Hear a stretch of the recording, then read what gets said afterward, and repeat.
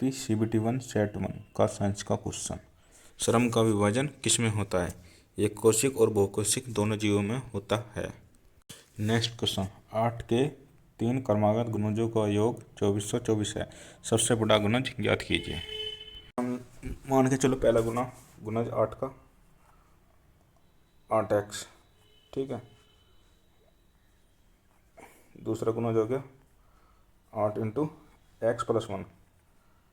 8 तो सेम रहेगा ना सारी जगह, बस यहाँ बढ़ता चला जाएगा। बोल रखा क्रमागत गुणज बोल रखा 8 इंटू एक्स प्लस 2 बराबर किसके है 2400। ठीक है, 2424 यहाँ जोड़ दो। एक्स से कितना आ जाएंगे 8 एक्स यहाँ आ जाएगा, 8 एक्स यहाँ आ जाएगा, और एक 8 एक्स 24x। ठीक है, 8 के गुना में 8 और 8 दिन 16, यहाँ भी 24 हो जाएगा। किसके बराबर 24 के बराबर। 24 कॉमन लेगा, 24 से काट देंगे इधर। इधर क्या आ जाएगा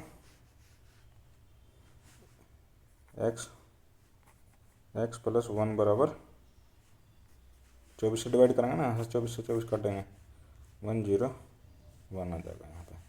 तो x प्लस 1 बराबर 101 है, तो x बराबर कितना आ जाएगा हमारा 100 आ जाएगा।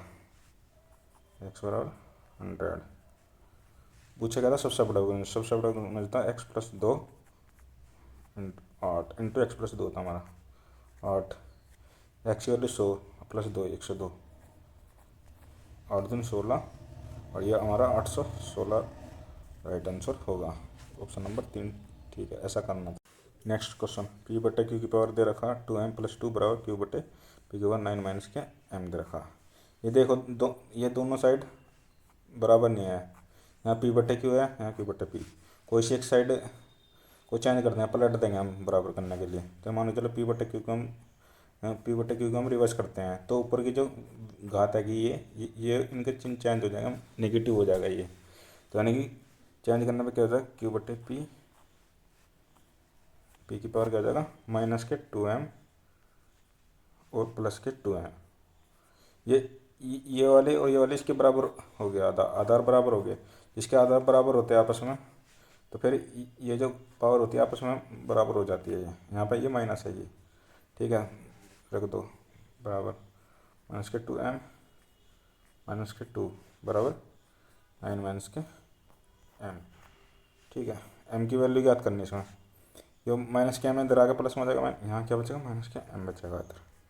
ठीक है, यहाँ प्लस के 9 है, ये इधर जाएगा, माइनस के 2 है, प्लस में हो जाएंगे 11।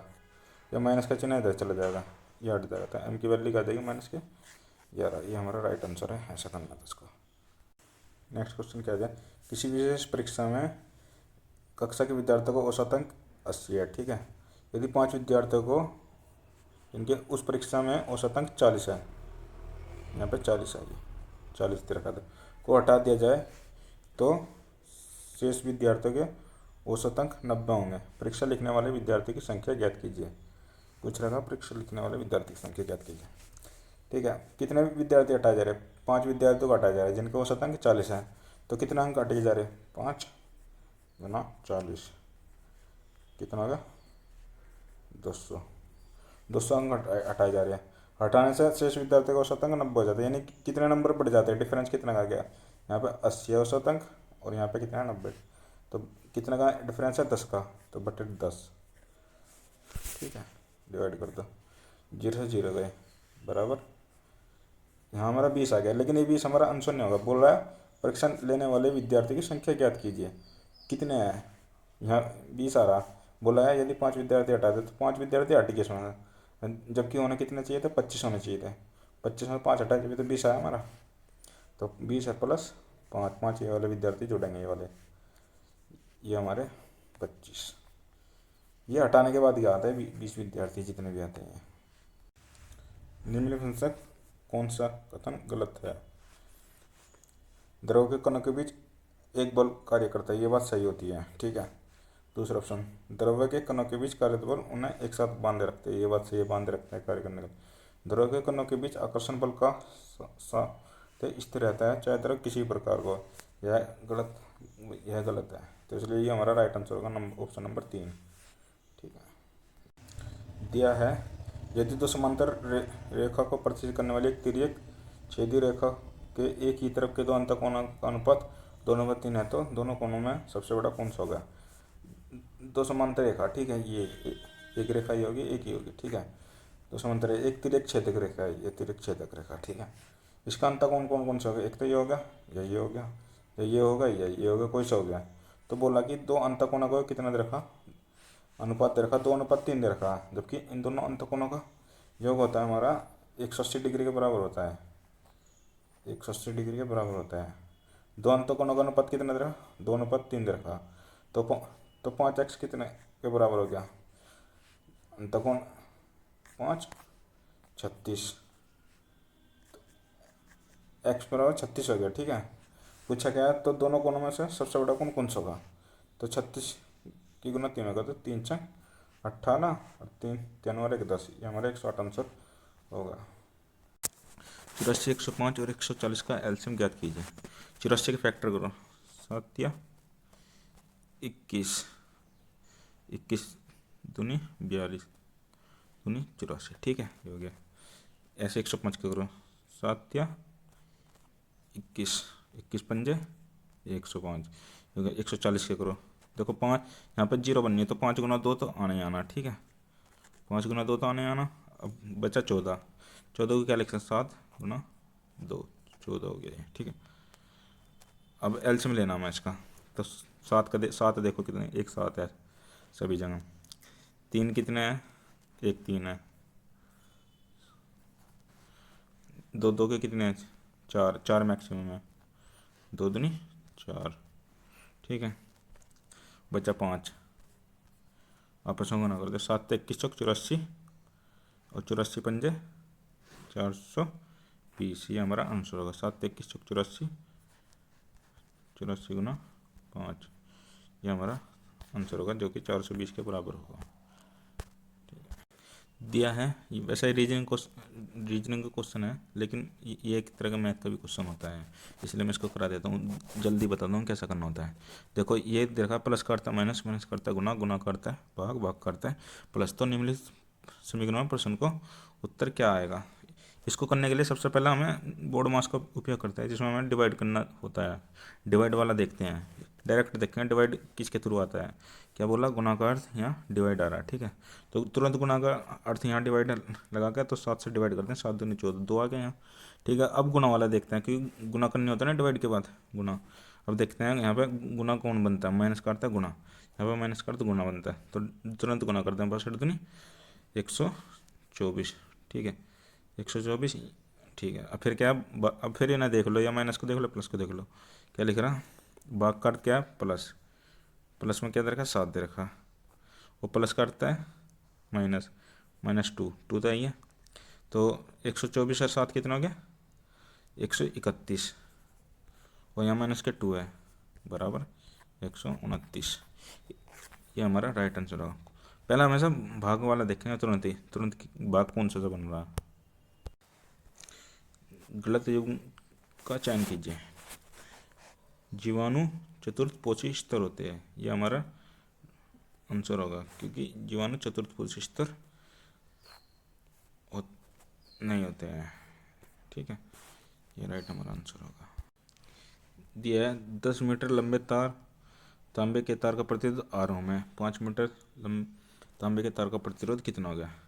जो प्रतिरोध होता है हमारा लंबाई के अनुक्रमानुपाती होता है, ठीक है, लंबाई के अनुक्रमानुपाती। तो क्या लिखेंगे, L1 क्या दे रखा हमें, 10 मीटर दे रखा है L1, तो क्या बन जाएगा, ये ऐसा बन जाएगा, इसको ऐसा करेंगे, इसको ऐसा करेंगे, और हमारा इसको ऐसा करेंगे, R पर अनुकूल होता है L, ठीक है। तो R1 बटे R2, L1 बटे L2, ठीक है। दिया है 10 मीटर लंबे तांबे के तार का प्रतिरोध R ओम है, तो यानी कि L1 हमारा 10 मीटर दे रखा, 10 दे रखा, L2 हमें दे रखा 5 मीटर, 5 मीटर दे रखा, ठीक है। R1 कितना, R1 दे रखा, R2 हमें ज्ञात करना, काट तो 5×2 = 10, ये R2 इधर चला जाएगा, या R2 इधर चला जाएगा, R2 इधर रह जाएगा और 1/2 नीचे आ जाएगा। ठीक है, 1/2 तो कितना हो गया ये R2 बराबर 0.5 ओम। ये हमारा राइट आंसर होगा 0.5 ओम। ठीक है, नेक्स्ट क्वेश्चन। नेक्स्ट क्वेश्चन ये देखो क्या दे रखा है यहाँ 2z माइनस 5y के स्क्वायर। तो यहाँ ऑप्शन में देख लो क्या बन रहा है, यहाँ 19y स्क्वायर 29y स्क्वायर। ठीक है, तो मान चलो हम 2z का स्क्वायर करेंगे तो 4z स्क्वायर हो जाएगा। यहाँ 5z स्क्वायर का वर्क करेंगे 25z स्क्वायर हो जाएगा, 25z स्क्वायर हो जाएगा। यहाँ 2z का वर्क वो यहाँ पे -5y का दे रखा। ठीक है, इसका वर्क करेंगे तो 25y स्क्वायर हो जाएगा प्लस का, और यहाँ पे 2y स्क्वायर 2y दे रखा, 2y का स्क्वायर करेंगे तो हो जाएगा हमारा 4y स्क्वायर, 25y स्क्वायर और 4y स्क्वायर, 29y स्क्वायर तो हमारा आना ही आना। इसमें भी हमारा मिल रहा है, इसमें भी मिल रहा। अब देखते हैं जेड स्क्वायर, देखते हैं क्या है। यहाँ पे 2z स्क्वायर होगा, 4z स्क्वायर हो गया, यहाँ 25z स्क्वायर हो गया। 25z स्क्वायर से तो 25z स्क्वायर चला जाएगा, तो यहाँ कितना बचेगा 4z स्क्वायर, वो भी किसका बचेगा पॉजिटिव बचेगा। तो राइट आंसर हमारा 3 होगा। बाकी आपस में कट देंगे, 5 दूनी 10, 10 दूनी 20, माइनस के 20 आएंगे, यहाँ प्लस के 20 जेड वाई आऊँगे तो ये तो कट जाऊँगे। तो 29y square plus 4z square होगा आंसर। कॉपर के विद्युत अपघटनीय परिष्करण में निम्नलिखित में किस विद्युत अपघटनी का उपयोग किया जाता है, कॉपर सल्फेट का। यह निम्नलिखित में कौन सा विकल्प थॉमसन के परमाणु मॉडल में पाए जाने वाले अपरमाणविक कणों को दर्शाता है, केवल इलेक्ट्रॉन दर्शाता है। यह हमारा राइट आंसर 2 होगा। एक व्यक्ति 12.5% लाभ अर्जित करने के लिए एक वस्तु को 24.7 में बेचता है। वस्तु का मूल्य ज्ञात कीजिए। 12.5% की फ्रैक्शन वैल्यू क्या है 1/8। 8 पे कितना लाभ कमा रहा 9 1 का, तो 8 की हमारी वस्तु आई होगी और 9 वो बेच रहा है, 9 वो बेच रहा है। ठीक है, यहाँ पे कितना बेच रहा है 247 में 0.5, कितना गुना है 9 दूनी 18, 6 7 9 7 63, 4 5 9 5 45, 27.5 गुना करना 8 का, 8 5 40, 8 7 56 60, 8 3 16, 6 22। तो यानी कि राइट आंसर होगा 220। ये हमारा राइट आंसर हो गया। ठीक है, नेक्स्ट क्वेश्चन। 30 और 50 के बीच सभी अभाज्य संख्या का औसत ज्ञात कीजिए। 30 के बाद अभाज्य संख्या कौन सी होती है, 31 होती है। ठीक है, 36 37 होती है, 41 होती है, 41 43 होती है। ठीक है, 47 होती है, और तो कोई सी नहीं होती ना, जोड़ दो। 7 और 3 10, 10 और 1 11, 11 7 18, 1 19। ठीक है, 4 4 8 4 12, 3 15, 3 18 और 1 19। टोटल संख्या हमारी कितनी है 1 2 3 4 5, 5 संख्या है, काट दो 199, 5 15, 5 45, बचे 4, 5 8 40। तो ये राइट आंसर होगा। मीन्स हमको ये पता होना चाहिए अभाज्य संख्या कौन कौन सी होती है, 31 37 41 43 20 और 47। पूछा क्या है, औसत पूछा है। टोटल संख्या जोड़ देंगे और जितनी संख्या है उससे भाग दे देंगे। 5 संख्या दी, 5 से हमने डिवाइड कर दिया इसको। अमास्य भित्ति में स्थित जठर ग्रंथियाँ निम्नलिखित किस रस का स्त्रावन करती है, हाइड्रोलिक अम्ल, श्लेष्मा, पेप्सिन, लार। नहीं करती है, इसमें बोला नहीं करती है, देखो नहीं करती है, स्त्रावन नहीं करती है। तो लार ग्रंथि का लार मुंह में होता है ना जी, लार जो होती है मुंह में होती है, तो इसलिए हमारा आंसर राइट आंसर होगा लार। Next question. यदि ब्याज वार्षिक रूप से संयोजित हो, संयोजित होने का मतलब चक्रवृद्धि, तो चक्रवृद्धि ब्याज का एक निश्चित दर पर कोई धनराशि 12 वर्षों में स्वयं की दोगुनी हो जाती है। 12 वर्षों में स्वयं की दोगुनी हो जाती है। ठीक है, और कितने वर्षों में स्वयं की 8 गुना हो जाएगी। यहाँ पे पूछा सन, पूछा कितने वर्षों में 8, कितने गुना हो रही है 8 गुना।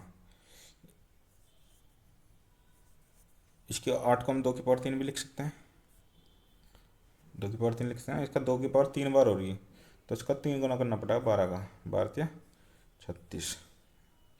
राइट आंसर हमारा 36 होगा। 12 से 2 गुनी हो रही, और 2 गुने से 8 गुने होने में 2 की पावर कितनी बार करनी पड़ती है, 3 बार करनी पड़ती है, तो 12 का भी 3 गुना 36 हो जाएगा। यह राइट हमारा आंसर होगा। निम्नलिखित में कौन सा समांगी मिश्रण का एक उदाहरण नहीं है? जल में तेल, जल में घुला लवण, लवण पूरा घुल जाता है पानी में, ठीक है, लवण घुल जाता है। जल में चीनी भी घुल जाती है, और जल में कॉपर सल्फेट का चूर्ण भी घुल जाता है। जो जल में तेल जो होता है ना, तेल पानी के ऊपर की सतह पर तैरता है, जैसे यहाँ पानी है, ठीक है, तो अगर हम तेल डालेंगे तो ऊपर की सतह पर तैरता रहेगा। ये इसलिए हमारा समांगी मिश्रण है, एक प्रकार का विषमांगी मिश्रण है। नेक्स्ट क्वेश्चन, निम्नलिखित में से कौन सा पर्यावरण कारक कुछ सरीसृपों के लिंग निर्धारण में महत्वपूर्ण भूमिका निभाते हैं? तापमान, मृदा, दाब, जल। तापमान निभाते हैं, तापमान के अनुसार इनमें लिंग निर्धारण की महत्वपूर्ण भूमिका होती है। नेक्स्ट क्वेश्चन दिया है, यदि 25 व्यक्ति प्रतिदिन 15 घंटे काम करते हैं, ठीक है, और 5 यूनिट काम को 8 दिनों में पूरा कर सकते हैं, 5 यूनिट काम को कितने दिनों में? 8 दिनों में पूरा कर सकते हैं, तो 12 व्यक्ति को प्रतिदिन 20 घंटे काम करते हैं, ठीक है, काम को 10 यूनिट काम को पूरा करने में कितने दिन लगेंगे? दिनों की संख्या पूछी। फॉर्मूला होता है M1 × D1 × H1, H1 जहाँ पे आवर्स से घंटे हैं, M2 D2 दिन और घंटे बटे वर्क W2, W1 कितना हमारा? 5 यूनिट। तो इसको कैसा करेंगे? M की वैल्यू कितनी, एम M1 की वैल्यू है 25, ठीक है, गुना D1 कितना है हमारा? 8 दिन। घंटे कितने हैं? H1 15, ठीक है, W1 कितना हमारा? 5 यूनिट। आ जाओ यहाँ, 12 व्यक्ति दे रखे, 12 आदमी हैं, ठीक है, M1 12, D1 कितना है? D1 हमें निकालना है, D1 हमें निकालना है, ठीक है। घंटे कितने दे रखे? 20 दे रखे, 20 घंटे दे रखे, ठीक है, 20 घंटे दे रखे। दोबारा करेंगे इसको, ऐसा नहीं करते। 25 आदमी दे रखे, दिन दे रखे 8, घंटे दे रखे 15, ठीक है, और काम दे रखा 5।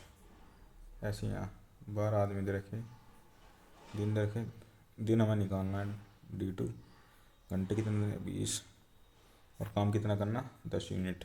यहाँ पर 10 यूनिट करना, जीरो कैंसिल करना, 12 दूनी 24, ठीक है, 2 एकम 2, यहाँ कितना गया? 120 हो गया। यहाँ क्या है?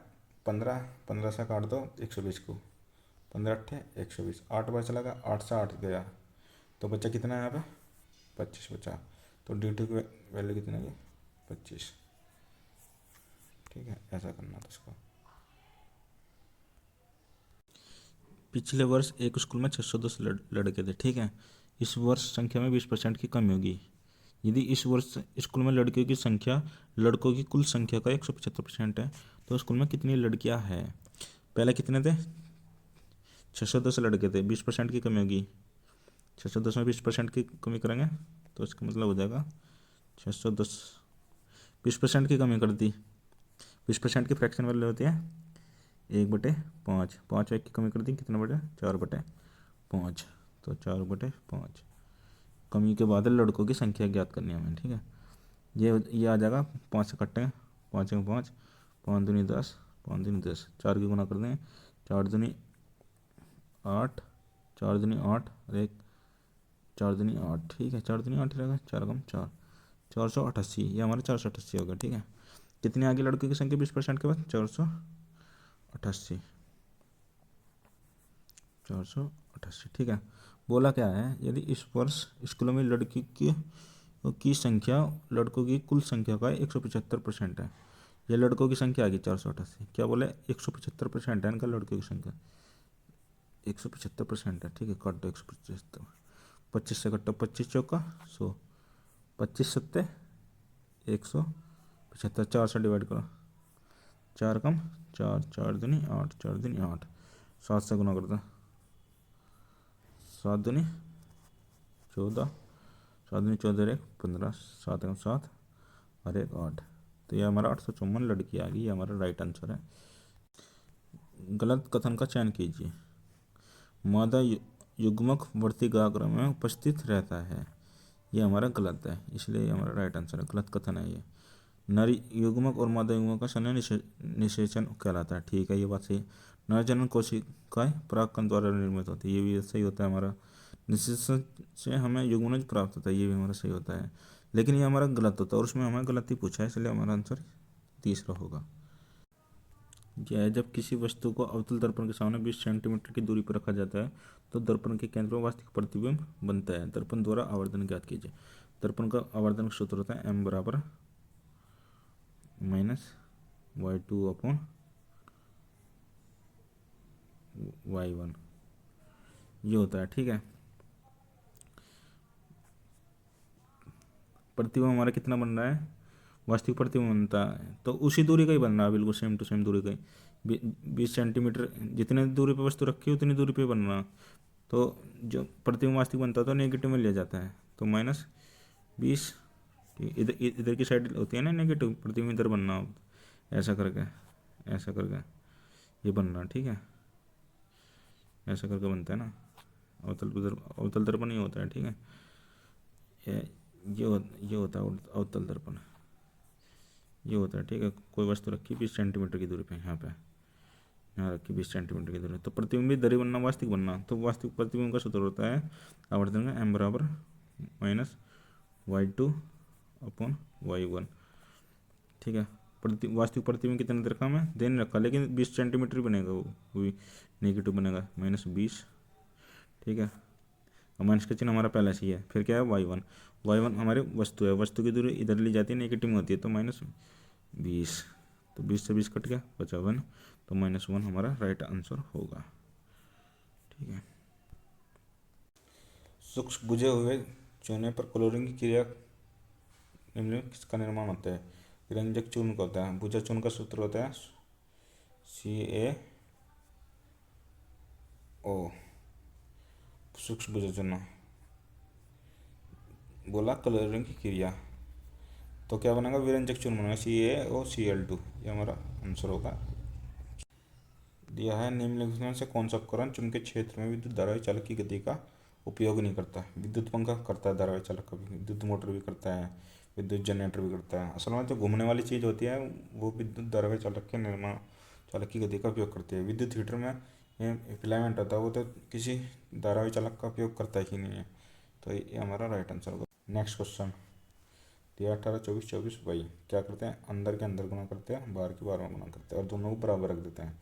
जैसे 18 की बाई में करेंगे 18 पाई हो गया, यहाँ 24 का 24 की गुना करेंगे। ठीक है, 24 गुना 24 कैसे कटेगा 6 से काट दो 6 18, 6 चक 24, 3 से काट दो 3 8 24, 8 चौक 32, 32 हमारा राइट आंसर होगा। निम्नलिखित आरोप को ध्यान से पढ़िए। ठीक है, दिया 2018-22 की अवधि के दौरान राज्य में चावल का वार्षिक उत्पादन दर्शाया गया। वर्ष 2020, 21 और 22 में मिलाकर चावल का कुल उत्पादन कितना है। यहाँ पे उत्पादन लाखों में। ठीक है, यहाँ पे ईयर है, बोला क्या 2020 और 21 और 22 का। 2020 में कितना हो रहा, 100 का हो रहा। ठीक है, 100।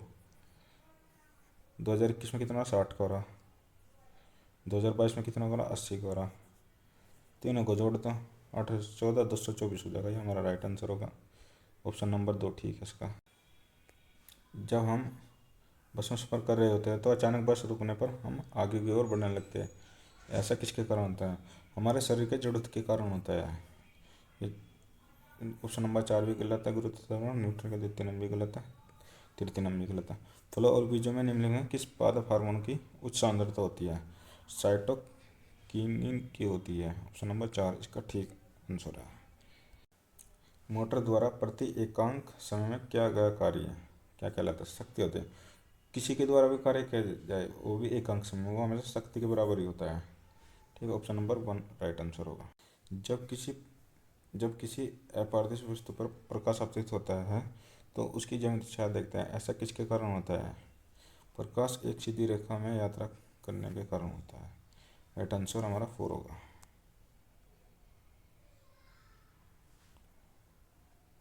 यह एक आयत के भुजाओं का अनुपात दे दिया 8:10 दे दिया। ठीक है, उसका परिमाप दे दिया 90 सेंटीमीटर, उस आयत का क्षेत्रफल ज्ञात कीजिए।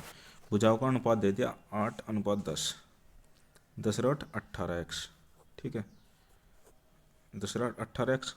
और जो चारों भुजा को जब जोड़ेंगे तो क्या आता है, परिमाप आता है, ठीक है, 90 सेंटीमीटर आता है। लेकिन ये सिर्फ हमारी दो ही भुजा जुड़ी है, दो भुजा 8 और 10, जबकि भुजा कितनी होती है हमारी 4, तो 2 की गुना कर देंगे, 18 36, 36x बराबर 90, ठीक, 90 सेंटीमीटर, ठीक है, कट देंगे, 18×2 = 36, 18×5 = 90, तो x की वैल्यू कितनी आ गई हमारी 2.5 आ गई, ठीक है, एक्स की वैल्यू 2.5 आ गई। 2.5 की गुना 8 में करेंगे, 8 8×5 = 40, 8×2 = 16, 4 20, 20 आ गया, ठीक है, 20 आ गया। ऐसे ही 2.5 की गुना 10 में करेंगे, कितने दें 25, तो हमारी भुजा कितनी आ गई एक्चुअल में आ गई 20, 20 और 25 आ गई। पूछा क्या, इस आयत का क्षेत्रफल बताना। क्षेत्रफल क्या था, लंबाई और गुना चौड़ाई। लंबाई हमारी 20, मान के चलो लंबाई हमारी 25 है, चौड़ाई 20 है, तो 25 दूनी 50, 500 सेंटीमीटर स्क्वायर हमारा क्षेत्रफल होगा, ठीक है। आयत ऐसा होता है ना, ऐसा करके ऐसा होता है, एक भुजा देखिए 8 और 10 एक्स, जब इनको जोड़ें चारों, इसे भी जोड़ेंगे इसे भी जोड़ेंगे, या भी 8x होगी या 12x होगी, इन चारों को जोड़ कर जब तो 36x आया था हमारा, चारों को जोड़ के, जो कि 90 सेंटीमीटर के बराबर था। पृथ्वी के गुरुत्वाकर्षण बल के प्रभाव में किस विशाल वस्तु के मुक्त पतन पर क्या होगा। विशाल वस्तु का वेग बढ़ता है, जब वस्तु ऊपर से नीचे आएगी तो वस्तु लगातार बढ़ते जाएगा, उसका वेग घटेगा नहीं, बढ़ेगा, ठीक। किसी वस्तु पर कर में 20% की कमी की जाती है और उसकी कीमत में 15% की वृद्धि की जाती है, तो कर राजस्व पर क्या प्रभाव पड़ेगा। 20% और 15% का सक्सेस लगा दें, क्या बोला, 20% की कमी होगी, सक्सेस का फॉर्मूला होता है -20 प्लस कितने की वृद्धि, 15 की, ठीक है। फिर क्या बोला, 20 की कमी हो रही, ठीक है, -20 गुना वृद्धि रही, तो गुना में लिखे हैं 15 बटे 100, ठीक है। -20 और +15 कितना हो गया, माइनस के 5, 15 दिन 30, 300 हो गया, माइनस के 300 हो गया, जीरो डबल जीरो से डबल जीरो चले गए, तो बचा के कितना, -3, जो कि -8 आएगा। -चिन्ह यह दर्शाता है कि कमी हो रही है, तो कितने % की कमी हो जाएगी, 8% की कमी होगी। ये हमारा सक्सेस फॉर्मूला लगाने से आता है। ये होता है सक्सेस फॉर्मूला, ये होता है x + y + x y बटे 100, ये होता है, जो कि हमने एक्स की वैल्यू मानी थी 20% जो कि कमी थी, और वाई मानने थे 15% जो कि वृद्धि थी, इसमें करके आंसर आ जाएगा। अभिक्रिया Al2SO4 का तरस प्लस BaCl2 AlCl3 BaSO4 के लिए सही संतुलित समीकरण ज्ञात कीजिए। संतुलित करने के लिए क्या करते हैं, सभी में जैसे Al2 दे रखा, यहाँ Al2 कितना दे रखा हमारा 2 दे रखा, तो राइट साइड में हमें 2 ही Al2 का होना चाहिए, जो कि ये हमारा गलत है, यहाँ पे ये पर गलत दिखा रखा, तो Al2 वाला देखते हैं जहाँ, यहाँ पे एक Al2 है, और यहाँ पे कितना है, यहाँ की 2 की गुना हो गई, तो 2Al, यानी कि Al हमारा बराबर हो चुका है। अब चेक करते हैं SO4 कितना हमारा 3 है यहाँ पे, ठीक है। अब इधर भी SO4 देखते हैं, एक SO4 तो ये हो गया, एक और गुना 3 होगी तो 3 ही हो गया, यानी 3 SO4 भी बराबर है। अब चेक करते हैं बी चेक करते हैं, तो यहाँ पे इसमें 3 भी है, यानी 3 भी होगी, तो यहाँ भी 3 भी होगी, ये भी बराबर हो गया। बोला Cl2 के दोनों ही हो गया और 3 ही गुना हो गया, 3 दूनी 6, 6 Cl2 का हो गया, ठीक है, Cl का हो गया, यहाँ भी 2 की गुना 3 हो गए, 2 × 6 Cl, यानी कि भी बराबर, इसलिए हमारा राइट आंसर ये होगा। दोनों साइड देखते हैं, जो जितने भी दिए होते हैं, जैसे एल्यूमिनियम सल्फर ऑक्सीजन BaCl, सबको देखते हैं लेफ्ट और राइट कि दोनों चीज़ बराबर है, तो हमें पहला ऑप्शन मिल गया जो कि हमें बराबर है। अब देखना चाहो तो दूसरा ऑप्शन देखो, यहाँ कितने दे रखे, 4Al दे रखे हैं, यानी कि 2 दूनी 4, एल्यूमिनियम के 4 अणु दे रखे हैं, यानी जबकि दे रखे 2Al, यानी कि 2 अणु दे रखे थे, इसलिए हमारा रॉन्ग आंसर हो गया। ऐसे यहाँ देखो, यहाँ Al2 कितने दे रखे, यानी कि 2 दे रखे, यहाँ पर कितना आ गया 3, ये भी हमारा गलत है। L2 का ये करना है यहाँ L2 2L सेम है, सही है, चलो मान लिया। यहाँ पे SO4 के थ्राइस दे रखा है, यहाँ पे SO4 के 3 बराबर हो रहे हैं, ठीक है। यहाँ क्या देगा 2Pa दे रखा है, जबकि यहाँ 3Pa है, तो ये भी हमारा गलत आंसर है। निम्नलिखित कौन सा एल्कीन का सामान्य सूत्र है? CnH2n हमारा एल्कीन का सामान्य सूत्र होता है। एल्कीन का होता है CnH2n+2, ये एल्कीन का होता है, एल्कीन का, ठीक है। अगर एल्काइन की बात करें, एल्काइन का होता है हमारा सी एल्काइन का होता है CnH2n-2, ये हमारा एल्काइन का फॉर्मूला होता है, एल्किन्स का ये तो है, ठीक है। दिया स्थिर जल में 3 km/h की चाल से नाव चला रहा है, स्थिर जल में नाव की चाल है 3 किलोमीटर प्रति घंटा, ठीक है। एक नाविक को धारा के प्रतिकूल, यानी कि धारा के प्रतिकूल, धारा की दिशा में है 50 किलोमीटर जाना है, और धारा के अनुकूल 50 किलोमीटर की तुलना में 2 गुना समय लगता है, ठीक है। धारा के अनुकूल नाविक की चाल ज्ञात कीजिए। धारा के अनुकूल नाविक की चाल ज्ञात कीजिए। मानो चलो धारा के अनुकूल कितनी चाल है उसकी, नाविक की अनुकूल मतलब धारा और प्लस नाव, चल कितनी आ गई। मानो चलो हम ऑप्शन से करेंगे, 4 है, ठीक है। और जबकि नाव की चाल कितनी दे रखी इस तरीके में, 3 दे रखी, तो धारा की चाल कितनी होगी, 1 किलोमीटर प्रति घंटा होगी। बोला क्या है इसमें, नाव चला रहा है धारा के प्रतिकूल प्लस 50 किलोमीटर जाने में। धारा के प्रतिकूल वो होता है जो विपरीत, यानी कि यह तो नाव की चाल होगी, या धारा की चाल होगी, तो 1 किलोमीटर कम हो जाएंगी ना, तो 2 km/h की स्पीड से चलेगा 50 किलोमीटर दूरी, जो कि कितने घंटे में कर लेगा, 25 घंटे में पूरी कर लेगा, ठीक है। 25 घंटे में चला जाएगा। अब बोला क्या है, धारा के अनुकूल 50 किलोमीटर की तुलना में 2 गुना समय लेता है। अब देखते हैं, धारा के अनुकूल अगर उसको जाना होगा, यानी कि 50 किलोमीटर जाना होगा, धारा के अनुकूल का मतलब 3 तो ये होगी नाव की चाल, एक धारा की चाल, 3 और 1 4, तो यानी 4 किलोमीटर प्रति घंटे की स्पीड से 50 किलोमीटर जाना उसको, 50/4 काटेंगे, 4×4, और क्या बोला, 4×4, 4×2=8, और 4×5=20, इतना टाइम लग रहा, और ये 25 लग रहा, 12.5 का 2 गुना है नहीं है ये। और इसमें यही बोल रखा था ना, 2 गुना समय लगता है, देखो 2 गुना समय लग रहा है, 12.5 से 2 गुना समय लग रहा है। इसका ऑप्शन से करने में सबसे बेस्ट दिया है। प्रत्येक 250 मीटर लंबी रेलगाड़ी 2 समांतर पटरियों पर चल रही है, यानी कि ऐसे चल रही है, ये समांतर पटरियाँ, ठीक है, ऐसे चल रही, एक 90 की स्पीड से चल रही, एक चल रही 60 की स्पीड से, ठीक है, की चाल से विपरीत दिशाओं में चल रही है, यानी कि एक तो ऐसा जा रही है इधर को, और एक ऐसा आ रही है, ठीक है, ऐसा आ रही है इधर को, ठीक है, यानी कि ये इधर को जा रही है, इधर को आ रही है, तो वो एक दूसरे को कितने सेकंड में पूरी तरह से पार कर लेंगे। दोनों ट्रेन की दूरी कितनी है, एक की कितनी 250, और दोनों कितने की 500 मीटर, ये मीटर में दे रखी है लंबाई, ठीक है, बटे कितने सेकंड में पार कर लेगी। कुल चाल कितनी हो जाएगी, जब दोनों विपरीत दिशा में चलती है तो उनके आपस में चाल जुड़ जाती है, 9×6=15, 150 किलोमीटर प्रति घंटा होगी, ठीक है। इसको हमें 150 किलोमीटर प्रति घंटा, ठीक है, इसको हम मीटर प्रति सेकंड में करेंगे, 5 बटे यहाँ पे करेंगे 150 किलोमीटर, यहाँ पे करेंगे 5/88 मीटर प्रति सेकंड में बना दें इसको।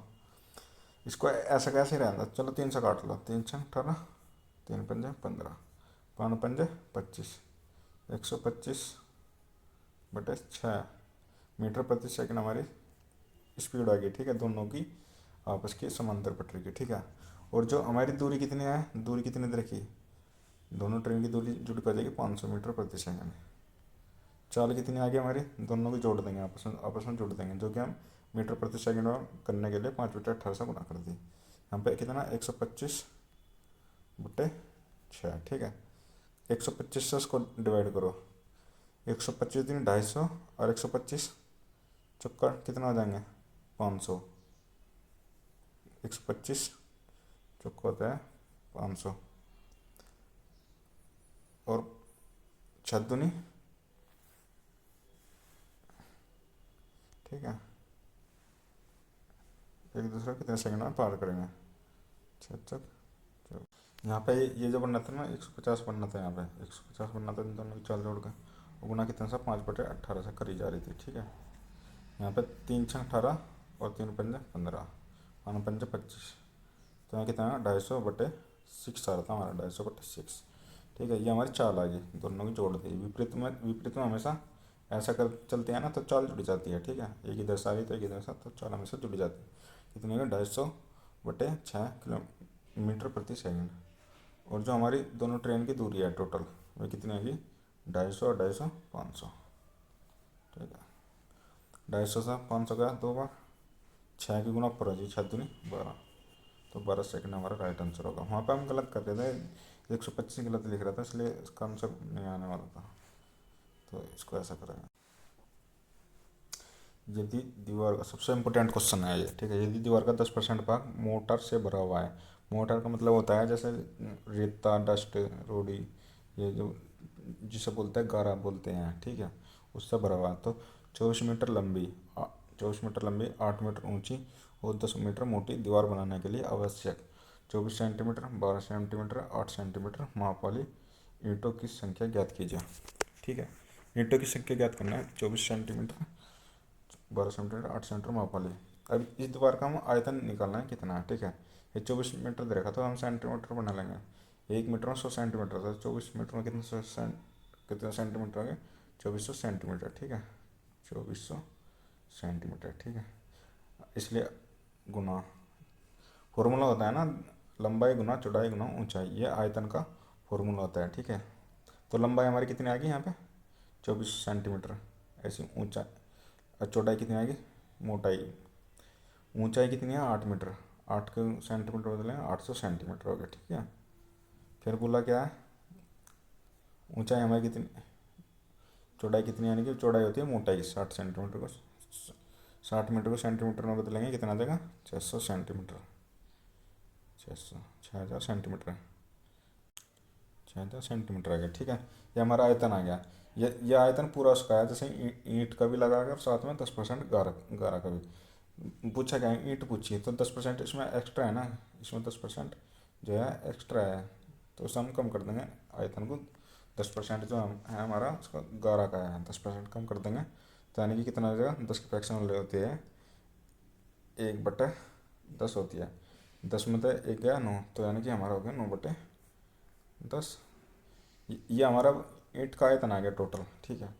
टोटल ईंट का आयतन, चलो 0 से 0 भी गई, ठीक है। ये बचा 4, ये बचा हमारा 4 4 9,